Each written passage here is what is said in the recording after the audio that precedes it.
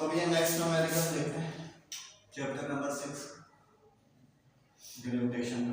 Calculate the acceleration due to gravity on a planet. अब देखो ये थोड़ा सा ट्रिकी है। Calculate the acceleration due to gravity. Acceleration due to gravity का मतलब क्या है? जी मालूम करना है। Okay, g acceleration due to gravity g on a planet. अब ये अर्थ पे नहीं मालूम करना। अर्थ का तो क्या होता है 9.8 या 10 मीटर पर सेकंड स्क्वायर होता है। तो ये किसी प्लैनेट का मालूम करना है। और वो प्लैनेट कैसा है? दैट हैज अ मास जिसका मास क्या है 2 times to the mass of Earth. जिसका मास, अब देखो ये लिखे किस तरह से, 2 times the mass of planet is 2 times, 2 गुना है मास ऑफ अर्थ की। ठीक है, मतलब क्या है कि सपोज दैट अर्थ के मास से 2 गुना है। अर्थ के मास से 2 गुना से मुराद क्या है? डबल होगा। अर्थ का मास अगर 20 है तो उसका कितना होगा? 40 होगा। लिखूंगा वैसे में, अगर ये सपोज कि भाई आप बोलोगे यार आपका मास जो है मेरे मास से डबल है, तो मैं लिखता हूँ कि mass of Earth is equal to 2 times of mass of jewellery.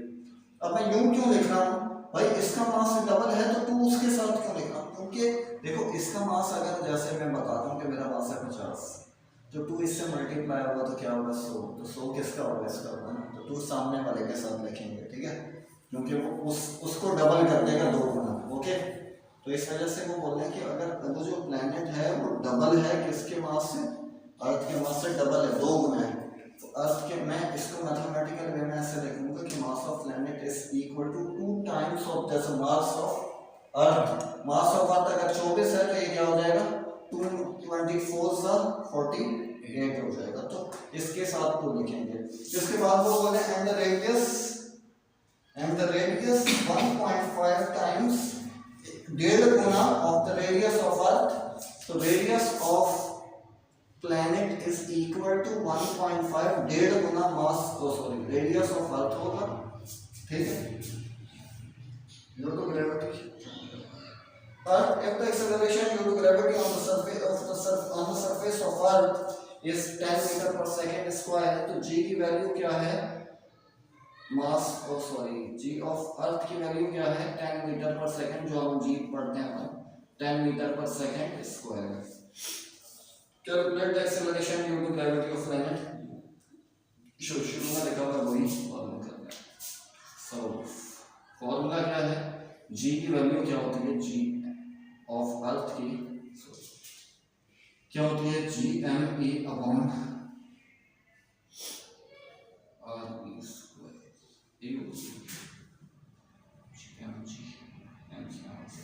भाई जी की वैल्यू, जी का फॉर्मूला क्या है? G is equal to GME upon RE square.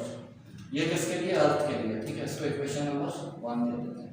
अब हम प्लैनेट के लिए मालूम करेंगे तो भाई अच्छा ये फिक्स रहेगा जी। एम ए की जगह पे क्या आएगा? मास ऑफ प्लैनेट, और आर ए की जगह पे क्या आएगा? Mass of radius of planet आ जाएगा। ठीक है, समझे? तो प्लैनेट की जगह पे प्लैनेट आ जाएगा और रेडियस की जगह पे क्या आ जाएगा? रेडियस आ जाएगा। अब क्या करेंगे? अब देखो, अब यूं करना है कि जी पी, मैं जी तो ऐसे ही लिखता हूं, ये जो एम पी है, एम पी क्या था? 2mp था, सही है, डिवाइडेड बाय आर ई जो था, आर पी जो था वो 1.5, मतलब मैं ये इसका जो इस तरह से लिखता हूँ कि आर पी का स्क्वायर है ना, तो आर पी की जगह पे क्या लिख दूंगा? 1.5 आर ई का होल स्क्वायर। अब देखो मैं तो अगर यहाँ से इधर लिखूं और यहाँ लिखूं GME। अच्छा ये चीज है, ये कितनी है? इसका वैल्यू कितनी है? 10 है। ठीक है, ये 10 है, गिवन है ये। देखो ये वाला पार्ट आ रहा है, ये उधर करो थोड़ा सा,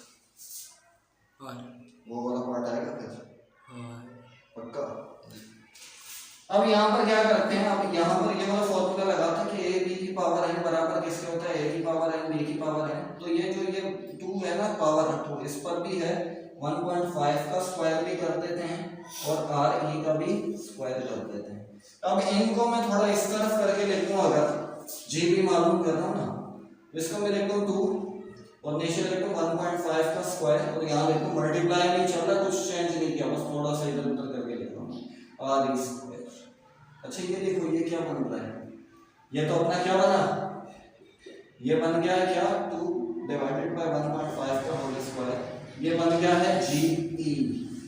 और GE क्या है हमारे पास 2 मल्टीप्लाई 1.5 का होल स्क्वायर डिवाइड मल्टीप्लाई 10, तो इसकी जगह क्या लिख देंगे 10, आसान हो गया काम।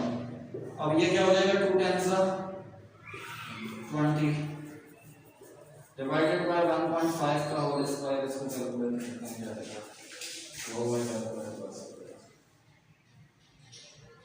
ये आ जाएगा 8.74, GP क्या आ गया 8.74 मीटर पर सेकंड स्क्वायर। ठीक है, देखो ये वाला असल पार्ट है, ये क्या चीज है, ये कैसे होगा, हमने GP लिखा GMP अपॉन RP स्क्वायर, वही GM मास ऑफ अर्थ था तो मास ऑफ प्लैनेट हो गया, रेडियस ऑफ अर्थ था तो रेडियस ऑफ प्लैनेट स्क्वायर उस पे आ गया। अब देखो ये जो मास ऑफ, और मुझे प्लैनेट के बारे में कुछ नहीं पता, बस ये कि रेडियस ऑफ अर्थ के बारे में, मास ऑफ अर्थ का वैल्यू तो पता है, फिर इन सब की वैल्यू घुमाकर मुझे ये पता है कि ये 10 के बराबर है। ठीक है, तो मैं ये करूंगा कि देखो मास ऑफ प्लैनेट जो उन्होंने बताया हुआ है कि वो कितना है 2 गुना मास ऑफ अर्थ, मैंने इसकी जगह ये लिख दिया। ये जो रेडियस ऑफ P है अर्थात planet of radius of planet है is equal to 1.5 times of radius of earth है, तो मैंने उसको इससे रिप्लेस कर दिया, पावर दोनों पे अलग कर दी, 2 को मैंने इधर लिख दिया, थोड़ा मल्टीप्लाई हो रहा है कोई नहीं किया हमने, इसको थोड़ा सा इधर करके लिख दिया। और मैंने ये लिख दिया GME अपॉन R स्क्वायर, ये लिखा हुआ है यहाँ पर। अच्छा ये क्या बन गया है, ये तो GE है, और GE कितना होता है 10, 2 10 से 20, फिर डिवाइडेड बाय 1.5 का स्क्वायर करोगे, इनको डिवाइड करोगे तो क्या हो जाएगा 8.74 मीटर पर सेकंड स्क्वायर। उस प्लैनेट का क्या हो गया ग्रेविटी का